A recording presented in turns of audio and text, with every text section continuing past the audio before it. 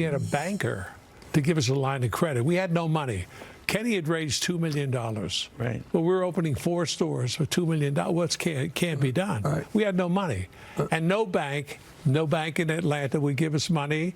Kenny's friends all over in Chicago. In fact, one member of the board, his father was the biggest banker in Dallas. And his father was an investor and wouldn't give us a line of credit. What didn't they like about it? No credit. What are you talking about? We had an idea. That's all we had. This Home Depot is probably the poster child for capitalism. When I hear Bernie Sanders talking about socialized, this could never happen in a socialized city. Never happen. I mean, but it happened in a pretty difficult economic period. Interest rates were 21%. Right. In the worst. If you were starting an environment like we have today, much lower taxes, much more stable economic environment, what do you think? First of all, it would be very difficult today. Yeah. The government is really working against you. You know, one of the things Kenny and I were talking about in the car coming up here, before we went public, I made a commitment to people that I hired. I said, look, if we're successful and we have a public offering, every single person working here is going to get stock in the company. And Arthur and I limited our salaries. Right. We took no options. We are the only company I know of. No options. We never took an option. Nope. Ever.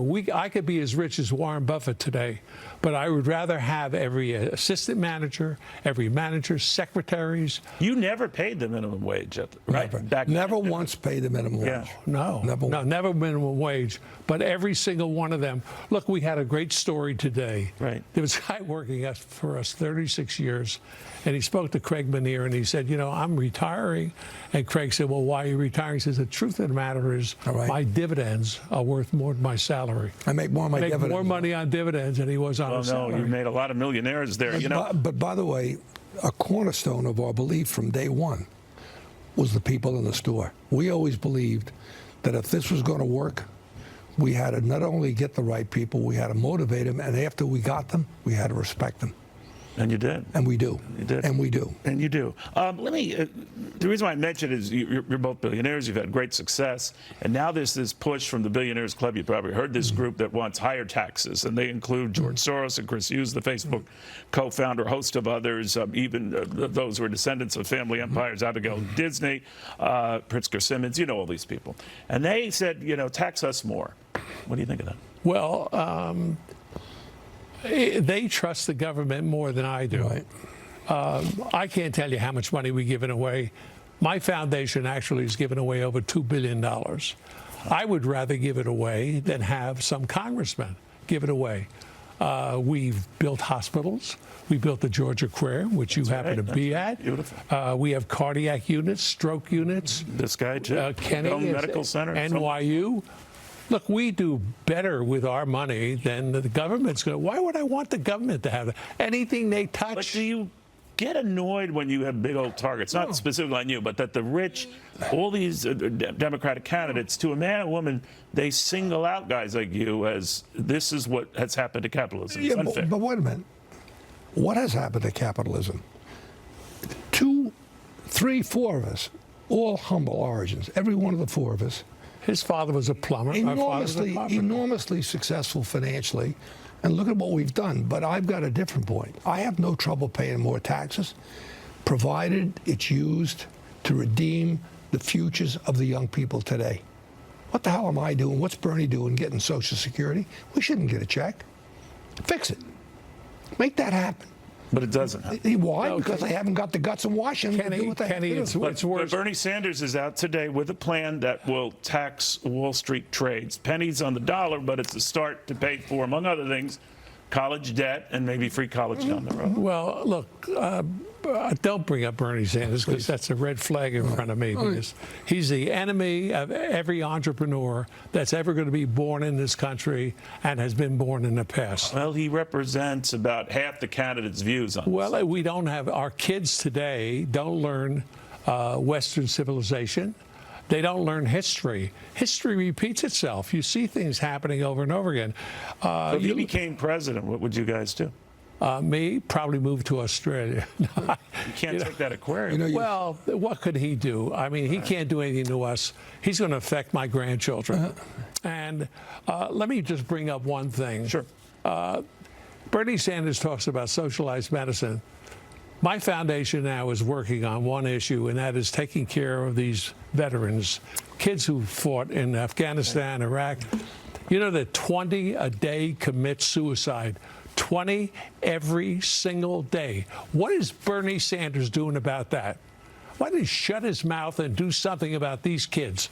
They go to the Veterans Administration, they can't take care of it. The proof of the pudding is 20 a day of committing suicide. If it was measles, the CDC, the world would be in an uproar. But it's the kids that put their lives on the line, that are treated so badly. I didn't hear one single candidate talk about it. By the way, Trump is fully supportive of this, and you know he's done some things. They can fire people that have done the wrong thing at the Veterans Administration. The Veterans Administration is what medical care is going to be like in the United States if Bernie Sanders is Well, elected you mentioned the president. Ken, let me get your take on this. The president said, if I'm not reelected, expect a market crash. What did you think of that? I don't know about that, but let me go back to Bernie Sanders for a minute. Believe it or not, Chavez in Venezuela came to power through a democratic process. If the people in America today, the fellas out here with the hard hats on, if they want to know what the future holds for them following Bernie Sanders, go to Cuba, go to Venezuela, go to Russia, go to Eastern Europe. Guess what? It doesn't work. That never worked. The average Venezuelan last year lost 34 pounds. There's no food down there. And look, they had a lot of riches to begin with. It was one of the wealthiest countries in the Southern Hemisphere. It was sitting on a huge pool of oil. No, it's the latest example, but I do want to say, but Donald Trump has said these are the cast of characters if they replace you. This is what you have to look forward to. But he had also said that Wall Street would be so stunned by the alternative that it would crash. So I have learned after 60-some years in the business, don't guess the market. The market will do what the market wants to do. I hope to God, for the sake of all of us, Trump's wrong. Right. On the other hand, I think when you change the structure of what we are as a nation, it's a risky game, and I think there's a good shot that we'll have a severe economic downturn if, in fact, the American people go in that direction.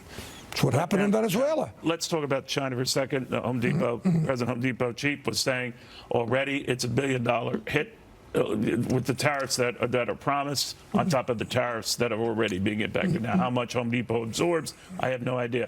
But do you agree that if this China thing isn't settled in soon, Home Depot and a lot of other businesses and a lot of U.S. average folks are going to feel it? Well, I have spoken to, excuse me, 3 manufacturers who are very slowly moving their stuff out. They're going to Vietnam, they're going to Thailand, they're going to Singapore. Very quietly, that business is leaving China. China is going to be a loser in this one because they're not going to win. I just hope the president has enough backbone, and I think he does, to stand on this. These people have taken advantage of us for so many years, and it's not writ. This is not a writ. It's true.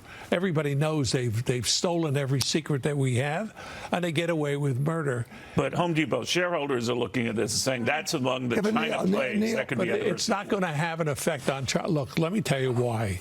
Number one, products are going to be produced other places. Right. Number two, they'll be absorbed in the prices. The American people may pay a small percentage of it. You don't think it's going to be 25%? No, okay. No. We don't see it now. Okay. Neil, remember this.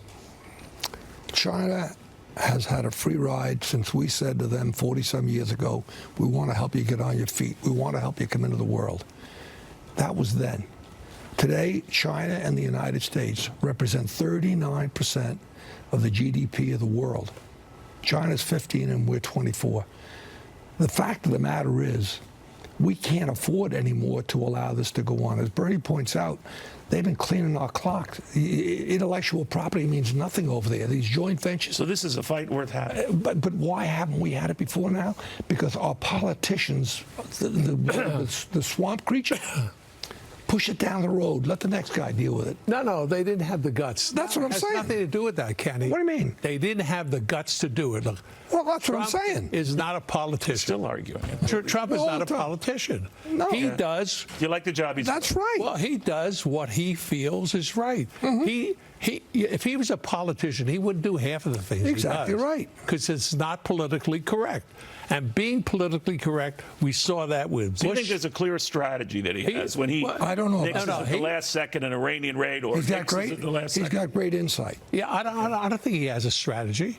I think he reacts to things as they happen. Right. And he's got common sense that tells him this is right and this is wrong. And he acts on it. He's got great and instincts. by the way, that's why the American people voted for him. Right. And they're so tired of the slick politicians. They are slick, but they don't do anything. Obama did nothing on China. Clinton did nothing on China. Bush did nothing on China. Are you a Republican? I'm a Republican, but I vote Democratic. When's the last time you voted Democrat? Oh, I could tell you for members of the House, the Senate, Okay. within the last 8 years. Last Democratic president. That I can't tell you because I certainly didn't vote for Obama, and I certainly didn't vote for Clinton. So yeah, no. Okay. Now your first Republican vote was for Abraham Lincoln, right? Exactly right.